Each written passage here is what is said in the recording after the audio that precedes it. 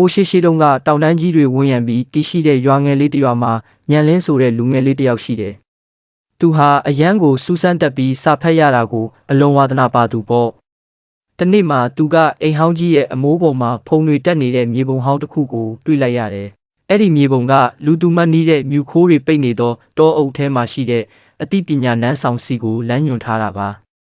အဲ့ဒီနန်းဆောင်ထဲမှာကဘာပေါ်ကမဖြေရှင်းနိုင်တဲ့ပဟေလိတွေအလုံးရဲ့အဖြေရှိတယ်လို့ဆိုကြတယ်။ညံလင်းဟာသူ့ရဲ့ခီးဆောင်အိတ်ကိုပြင်ပြီးရွာကနေတယောက်တည်းစွန့်စားထွက်ခွာလာခဲ့ပါတော့တယ်။တောအုပ်ထဲရောက်တဲ့အခါမြူတွေကအရန်ထူထပ်နေပြီးလမ်းပြောက်မလို့ဖြစ်နေတော့စကားပြောတတ်တဲ့တစ်ပင်အိုကြီးတပင်ကသူ့ကိုလမ်းပိတ်လိုက်တယ်။လူငယ်လေး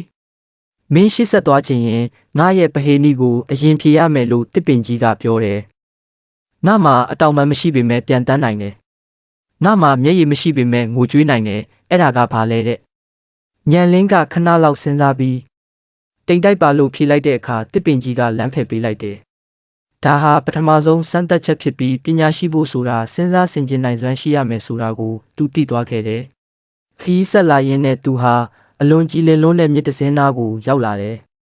အဲ့ဒီမြစ်ထဲကိုငုံကြည့်လိုက်တဲ့အခါသူ့ရဲ့ပုံရိပ်ကိုမြင်ရယုံတင်မကပဲသူ့ရဲ့ကြောက်ရွံ့မှုတွေကိုပါမြင်နေရတယ်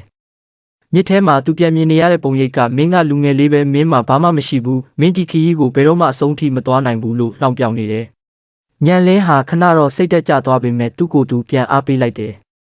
ငါမှာဘာမှမရှိပေမဲ့ငါမှာစူးစမ်းခြင်းနဲ့စိတ်ရှိတယ်လို့ယုံကြည်ချက်နဲ့မြစ်ကိုဖျက်ကူးလိုက်တဲ့အခါမြစ်ရည်တွေကပျောက်ကွယ်သွားပြီးလမ်းအစ်စ်ပေါ်လာတယ်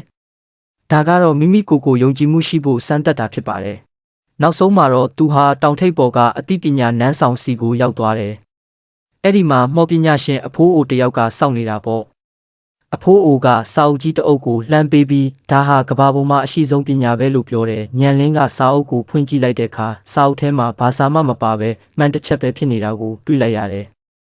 သူအံ့ဩသွားတဲ့အခါအဖိုးအိုကဒီလိုပြောလိုက်တယ်ကဘာပေါ်မှာအကြီးမားဆုံးသောပညာဆိုတာမိမိကိုမိမိသိရှိနားလည်ခြင်းပဲဖြစ်တယ်